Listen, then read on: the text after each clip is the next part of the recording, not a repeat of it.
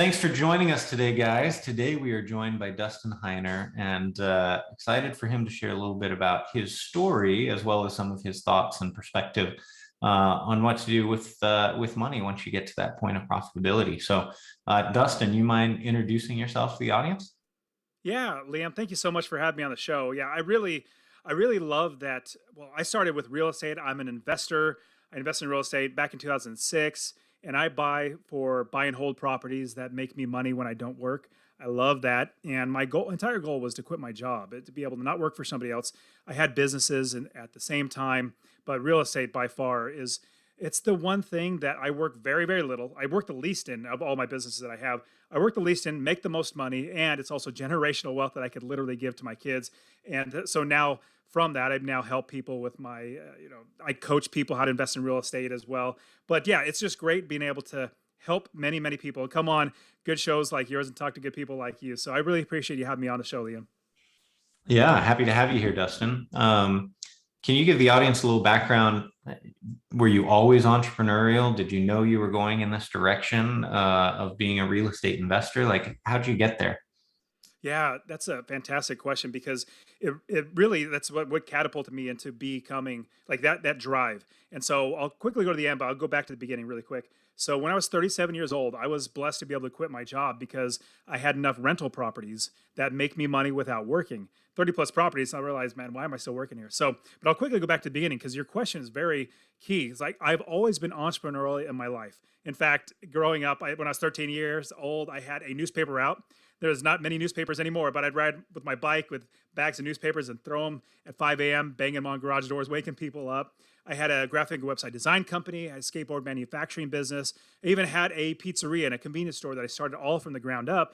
But at the same time, I was following the same path that we're all taught. So we're all taught the same path from where we're young. Go to school, get good grades, and then you take those good grades, and then you go to college, get in thousands and thousands of dollars into debt, and then you take that piece of paper with those good grades, that degree they give you, and you try to get a job and get a career. And so I was following that path, and I didn't know anything other than that. But I was also entrepreneurial, started businesses, but they were not doing good enough for me to be able to not work a job. And so I got to tell you this quick story. What really catapulted me into be a business owner, to be an investor. So my wife and I started having kids, and I'm working this regular sit down desk job. It's an IT job at a local county government, and most stable job I could think of. And so I'm working there, and my wife and I started having kids, and I bought one rental property at the time. I had a couple businesses going because I wanted to be secure, and I knew that real estate investing was a route that I wanted to go. But you know how life just gets in the way. So my wife and I started having kids. By the time we had our fourth child, I went on paternity leave. That's where the dad stays home with the mom, changes poopy diapers and bonds with the baby and all that good stuff. And so after about 2 weeks, I go back to work. And in that week that I go back to work, I get a call on a Friday at 3:30 in the afternoon from my boss's secretary, like the top dog. She says, "Dustin, would you please come to the office?" And I said, "Sure." Then I hung up the phone. And I paused for a second. I thought, oh my goodness, why are they calling me to the office? Like, this isn't normal. And I've seen plenty of movies. Friday at 3:30 is not a good time to get a call from the main boss. And as I'm sitting there, I remembered a couple months before I went on paternity leave, there were some rumors or some rumblings going on in the office that there could potentially be layoffs. And I shook that off. I said, there's no way that I would get laid off. I have plenty of seniority. My bosses think I do a great job. I get raises all the time. So I get up and I walk down the hallway to my boss's office. Now, Liam, this hallway isn't very long. In fact, it's kind of short, but every single step that I take, it feels like the hallway gets longer and longer and longer. And it feels like my feet become lead bricks. And it also, the weight of the world starts crashing down on me because it starts dawning on me, I might lose my job right now. Well, I get through the hallway and I turn the corner and I see my boss's door.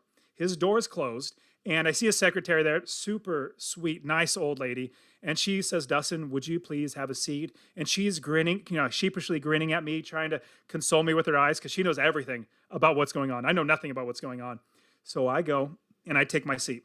And as I sit there, I start realizing that if I get laid off right now, all the work that I put in, that path that we were all told, getting good grades and eventually getting a career, if that's taken away from you, did I just waste my life on all this? And then I started realizing, oh my goodness, we just had our fourth child. If I can't feed my family, does that make me a failure as a father? Does that make me a failure as a husband, as a man trying to provide for his family? Well, as I'm sitting there, my hands get all clammy, my forehead gets all sweaty because the weight of everything is just crushing down on me. Then the door to my boss's office opens up, and out walks a lady with a piece of paper in her hand, a coworker of mine, and she's noticeably distraught, noticeably upset. She's not necessarily crying, but you could tell her world has been devastated. My boss says, Dustin, would you please come into my office? And I go into his office and I get laid off. And this is the government. Remember, nobody gets fired or laid off from the government, but I did. So I take that layoff notice and I go back to my desk and I sit down. I realize two things sitting right there, then and there in my desk, Liam. So the first thing I realize is I need to get another job. I need to be able to provide for my family. So I was really, really blessed, praise the Lord, to be able to find another job in the same county, a different department. They weren't having the issue with finances. And so check, got a new job, which was great. But the second thing, this is the reason why I tell the story. The second thing that I realize is I need to make sure that nobody has the ability to take away my ability to feed my family. I need to make sure this never, ever happens to me again. And as I'm sitting there, I'm realizing that whenever anybody would ask me the question, Dustin, what do you do? I would eventually just say, oh, I work for the county. I do IT work for the county. I'm basically projecting my value in myself as my job. No, my value doesn't come from my job. My value comes from my God, from myself, and from my family. So sitting there at my desk, I told myself, I am now an investor. That's what I'm going to be telling to the world. And it may so happen that 100% of my job, my money comes from my job. That's now my part-time job. I am a full-time investor because I knew I needed to be an investor, but life got in the way. So I'll fast forward the story. Eventually, I started buying property after property after property. After about 6 years, I had 30 plus properties, each one making me $250 or more. Some were making me $400 or $500 a month in passive income, not just the total rents, but passive income. That eventually I had enough money to where I didn't need to work anymore. I could quit. So I went to my new boss. I routed the story by saying, I went to my new boss and I said, hey, boss, I'm laying you off. He's a good boss at all, but it was jokingly. I said, I'm laying you off. And he says, Dustin, what are you going to do? And I said, well, I don't have to do anything. I literally own real estate. I'm financially independent now, and I don't have to do a thing. My real estate works for me. So I'll round out the story by sharing, if you remember that walk that I took down that short hallway that got longer and longer and longer, I took my last walk away from my job the very last time. It was a 1.5 mile walk. It was in downtown. I was too cheap to pay for parking. And so I walked a 1.5 miles, done this walk 1,000 times. I felt like I was walking on clouds because I knew I would never need a job again. And I knew that I was financially independent, that whatever I wanted to do, start a business, even if I want to go get another job, I can do that, but I wasn't dependent on that. And so what everybody needs to realize, the reason why I tell the story is that your value comes from inside you. Like your value doesn't come from your job. It doesn't come from anything else other than what you present out to the world. And so fast forward the story, like I said, 30 plus properties, had almost, I want to say it was 30 plus properties, each one making me $250 a month. I was making $75,000 a year there, and I realized I am losing money. Now, fast forward, because I quit, I have 40 plus hours of my life back that I now create businesses. I create businesses that make money for me in passive income, and I also invest that money into real estate. So a lot of people talk about income streams, like multiple revenue streams or income streams. I love having multiple streams of income. In fact, I have lots of them, like literally lots of different ones. But those all flow into my river of income. My river of income is my real estate investing. And that is where I keep my wealth. That's where I store my wealth. That's where I make even more money to make more money in the future. And this is everything I will literally give to my 4 children. So I'll pause the story or stop there because you probably got plenty of questions. So when you were at that point where you were walking into your office and getting laid off, did I hear correctly, you had a couple businesses and several properties at that point? I had 1 property. I might have had 2.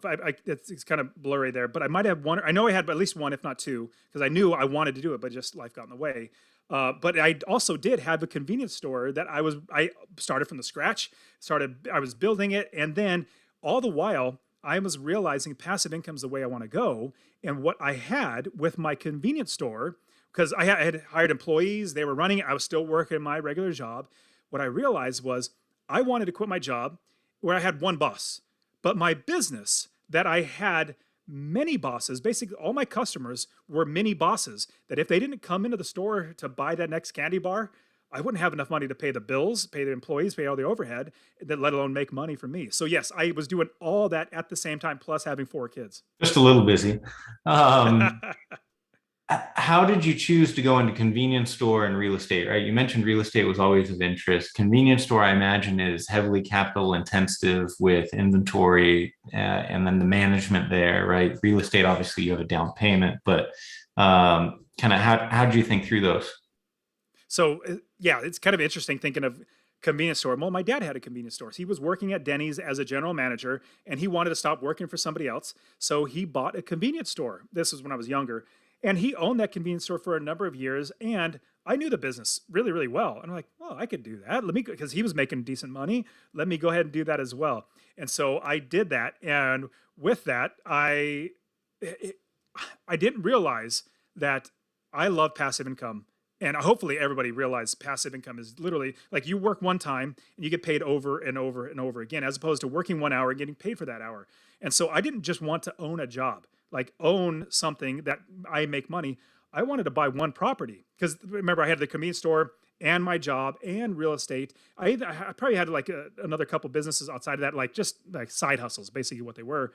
And then I realized that the thing that took the least amount of money, well, obviously down payment, but if you got creative financing, if you got private money lenders, if you had like got home equity out of your home, your personal residence to buy a property, which we do all the time, all that sort of stuff. So it takes very little money.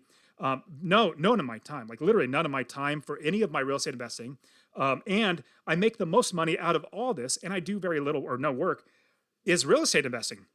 So once I realized my business that I had was just trading one boss for many bosses, and that real estate investing was by far the way that I'm going to make money, grow my wealth, be able to pass it down to my kids, I gave everything else up and I went gung ho into real estate investing. The first property you owned, was it local to the market you were in, or was it somewhere else? No, I was living in California in 2006 when I first started investing. And the beautiful thing, I'll quickly get to where I was investing, but the beautiful thing about buy and hold rental properties is what we do is we make sure we build a business that actually runs for us. Like a lot of people have heard of the book, The 4 Hour Work Week. It's a good book and all, but I think working 4 hours a week is for suckers. I don't want to work 4 hours a week. I don't want to work 4 hours a month.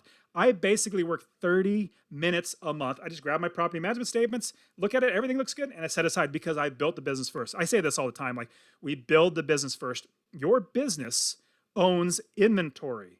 Your business does, like your property is not your business. Your business owns inventory. That's how I was able to scale my business because I had so much, I had the business set up. Now, where I invest, I lived in California. And at the time in 2006, prices were skyrocketing right before the crash. I couldn't make passive income. So I started investing in Ohio. Since then, Ohio, Texas, and Arizona as well. And so all my students, we invest out of state.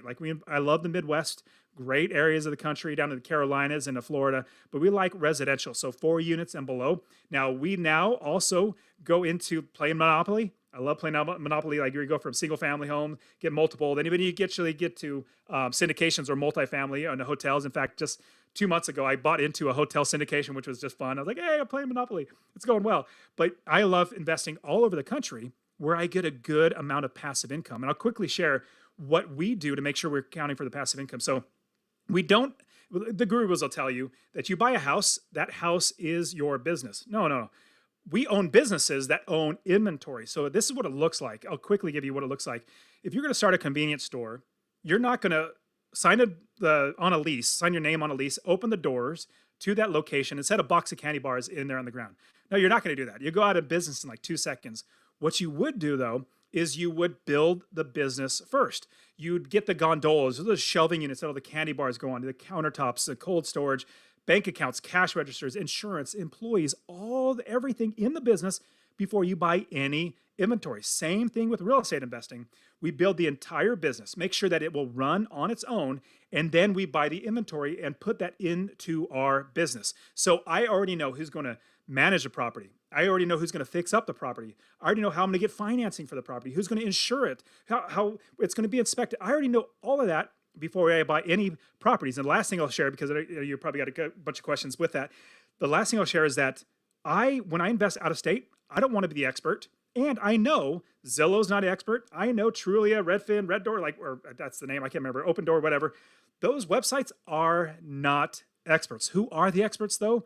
They're the people that literally live there on the ground, that are the property managers, realtors, wholesalers, inspectors, plumbers, roofers. those people are the experts. A lot of students will ask me, hey, Dustin, you invest in the city. You're the expert. Tell me about it. I'm like, no, no, no, no. Just because I invest there doesn't mean I'm the expert. I don't want to be the expert. I want to hire experts to run the business for me. That's how I only work 30 minutes a month. How did you determine where to expand? It sounds like the first one was probably in Ohio. Did you just continue to buy similar assets in Ohio until you reached a critical mass? Is that how you went about it? What was the frequency that you were doing, right? Was it all savings, just gung ho going into there? How did you think about where to put that, profitability? Yeah, totally. So Ohio was the starting point. And when I bought that first property, I want to say it made me like 300 and it was, if I remember correctly, it was like $317 a month in passive income. Like that first check was $317. I'm like, this is amazing. Like I need more of these. And so for me, my goal when I was 27 years old, I said, I want to quit my job in 10 years. Like that's my goal. I want to be financially independent is really what it comes down to. Financially independent in 10 years. So I gave myself a 10-year deadline. And it's not just a goal, it's a deadline. Like if I got to 37 and I wasn't able to quit, I'm still going to quit because I'm going to make myself do it. Like I'm burning the bridges as I go. So what I decided to do was after I bought that first property and I knew how to build a business, well, I'll pause this by saying I did it the wrong way, the way that the quote unquote gurus tell you to do. Don't listen. What I did was I followed them. They said, find a property, run the numbers, make a little bit of money in passive income. And they said the wrong thing, that to do it the wrong way. But what happened was I followed what they said. I didn't build the business first. That's the wrong way, is not building the business first. And then my property manager started stealing from me within 6 months. And it was in Ohio. Remember, I lived in California. I'm not going to fly there and try to figure all this out. I had to do it on the fly. But once I realized that that wasn't working, that my property manager was stealing from me, I realized I needed to do something different. So I said, you know what? If I would have given up, I wouldn't be here today. But I didn't give up. And I realized that even though it's out of state, even though it's someplace else, and I want to scale this business to be able to be financially independent, people have done it in the past. Like I'm not the first one to ever do it. There's got to be a better way. And then I remembered, like, I'm an entrepreneur. I've built many businesses. Some are more successful than others, but I realized, let me approach this from a business mindset. And this is how I then realized that I was doing what the gurus said. You buy a property and then you build a business. No, no, no. We build the business, then we buy the property when we're done. So from there, because I already had the business, I was able to scale the business to buy the next property really, really fast. And so thinking about financing, first one, we didn't have much savings. In fact, we only had $17,000 to buy our first property. I said, hey, honey, we just got married, 6 months, and 6 months, maybe a year or something like that. Hey, can we go ahead and start investing? This was for the very first property. And so she reluctantly said yes, bought the first property. Eventually, what I have done is there's a lot of different ways to get financing. So conventional loan, obviously. I've done the BRRRR method where you buy, you rehab, you refinance, you repeat. Like you basically recycle that money back out of the property. I've used conventional loans, commercial loans, bundled loans, portfolio loans. I've even used signature loans from banks, just like, hey, here's my signature, give me money. I've even used a credit card. That's a really advanced strategy. Don't do it unless you know what you're doing. But because I had a business, I just knew if I can get financing at a good rate, whatever it was, and as long as this property pays for that rate, I'm going to be totally fine. So because of that, I was able to use so many different creative ways to get financing, leverage to then scale the business. But the big thing was I kept putting the money back into buying the next property, and then buying the next property because I knew eventually, like if you have one property that makes you $250 a month, that's $3,000 a year. Well, if you need more money, just scale it up. 10 properties at $250 a month is $2,500 a month in passive income, $30,000 a year without working. 20 properties is $5,000 a month, $60,000 a year without working, and you can eventually scale that up to be whatever number you need. And so I realized if I just went gung-ho, so I started in Ohio. Eventually, I had enough properties in Ohio that in one city that I moved to another city, and then I moved to another city, then I moved to Texas, then I moved to Arizona. But eventually, just over time, because I get a lot of students questions, hey, Dustin, when do I know, like I have too many properties in one city? I'm like, you'll know, like each person's different. Your risk tolerances, your goals, your property manager, like how you're feeling, you'll know. And then eventually when you get there, we just build another business in a whole brand new city or even a brand new state. We just build the entire business. And what I love to do with my students, last thing I'll share before you can ask a question, because I keep going. But I love teaching my students how to fish. I don't want to give them a fish. Like buy this property in this area with this and this and this. I don't want to do that. I teach them how to fish because once you learn how to fish, you can duplicate this over and over and over again in as many cities as you want. When you're talking about building the business first, what's the most important element of that with a real estate lens in your mind that may be contrary to what you hear from the gurus? Totally. So two things that I'll give you that you really need to focus on. It's the starting point. Like if you're going to start anywhere, first thing we start with inventory, meaning we find a city that has the inventory that we want to buy, the type of properties that we want to buy, right price point, the right ones that we're going to make them not $250 a month in passive income. So that's inventory. So with that, you don't want to find a city where you have one property in there and you build the entire business. You go through all this work to build the business and you go to buy one property. Well, then you got to do it over again in a whole brand new city. That's a bummer. You want to find a city that has good inventory. Second thing, and this is literally where the gurus go wrong. What they'll do is, and don't do this. I'll tell you, but quickly forget it. Find a property, run the numbers, make sure you're making a little money in passive income, and then you spend thousands of dollars to buy the property, spend thousands of dollars to rehab the property, then you find a tenant to live in there, and then you find a property manager. In my opinion, it's just about backwards. We start with inventory. The next step is property managers. Just like if you had a convenience store, you're not going to grab somebody off the street and say, hey, you got a pulse, come in here, manage my money, manage my inventory, manage my employees, manage everything, and hope to run a business. No, you'll go be really sorely sad. So start with inventory. A lot of my students will say, hey, Dustin, I got a new city, great inventory. I've already got 5 realtors sending me properties. I'm like, no, stop. Don't worry about that. Realtors are literally the last step. Realtors are great, but they're the last step. If you have a property and you don't have anybody to manage it or anybody to fix it up, anybody to buy it or insure it, all that sort of stuff, what's the point of having the property? So the next step from inventory is the property manager. From there, you need mortgage companies, like everybody that's going to be able to help finance it. So those are the first key steps that you must do. Did you go and visit in person at any point in time, or is most of this done over the phone, right? Like, so are you, when you say setting up and starting with property management, right, are you just doing phone screens and kind of background on the companies, or does it extend beyond that? The very first property that I bought, because I didn't know what I was doing, my wife was, really like, oh, what are you going to do with our money? And so I was really worried. So I literally flew red eye over to Ohio, stayed like 2 nights there, whirlwind of talking to property managers, looking at properties and all that sort of stuff. Bought my first property. So I have 30 plus properties now. The only property that I've ever actually seen is my first property that I bought. All the other ones, I don't go to the states where I invest in. I mean, I might, but I don't think I'll ever go to Ohio again. It's not necessary. I don't really need to. Texas, I don't mind Texas. There's conferences that I go to. But all that to say, I don't do that anymore. In fact, none of my students, unless they really, really, really, really want to visit that city, let's see, out of the hundreds recently that I could think of, only one family flew out because they wanted to visit Nashville. That's where they were investing. They wanted to visit it and they wanted to see their property. I was like, okay, go right ahead. But now everything is so much easier. When I first started in 2006, there wasn't nearly the amount of resources that there are now.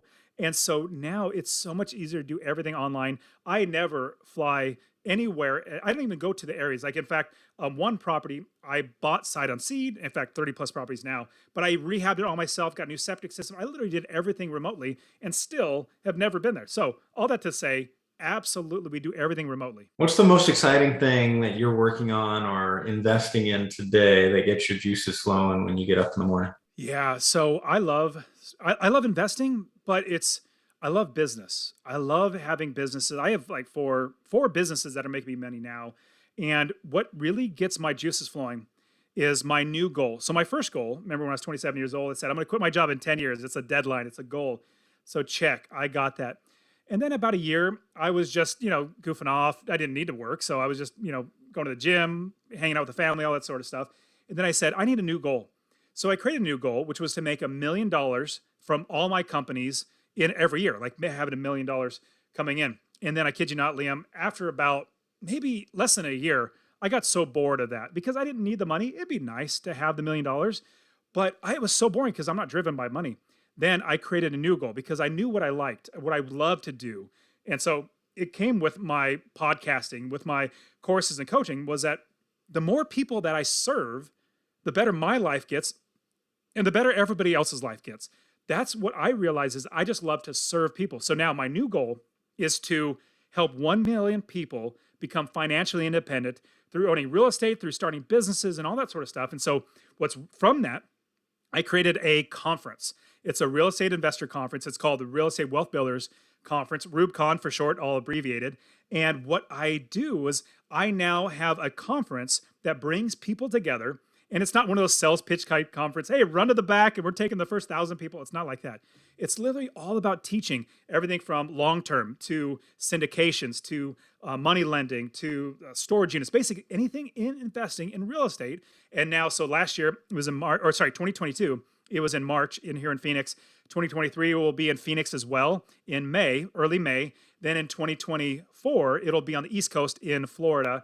And it's just another way to serve as many people. So getting up every day, just thinking about how I can serve, it makes my life so much more fulfilled, and I help everybody else's life get better, and my life gets better at the same time. That's awesome. Love that aspect of you giving back and, helping fulfill others. For those who are listening and want to get in touch and learn more, what's the best way for them to reach out and connect with you, Dustin? Yeah, totally. Actually, I have a real estate investing course. I'll just love to give away for free. If you don't mind, would you mind if I share that with everybody? Yeah, please do. Awesome. So, yeah, I'll give it to you literally for free. If you text the word rental, RENTAL, to 33777. Rental to 33777. I'll literally give it to you, show you how to find an area, a country to invest, how to build the business first, how to buy the right properties making you $250 a month or more, and how to scale your business to be able to become financially independent. And on top of that, you can go to masterpassiveincome.com/free course. All one word, /free course. I'll give that to you. Plus, Master Passive Income, my podcast. I rarely do interviews. It's just literally me teaching how to get. I just want to give. I just want to show people how to do this. My Master Passive Income YouTube channel as well. I have my website. I have lots of articles on there. And you can even find me on Instagram. I don't really give like investing anything. It's just my family things. Like we went to iFly, that's the indoor skydiving thing. I just put things that we do in our family. But you can reach out to me on Instagram at the Dustin Heiner, Heiner. And I'm not that arrogant for the the. It's just the only one I could find. So yeah, you can reach out to me on there. I definitely respond to all the Instagrams. So you're not an Ohio State or Michigan State alum then? No, I'm not. Awesome, Dustin. Appreciate you having on the show today and sharing your insights with the audience. Thanks a lot, Liam. I appreciate you.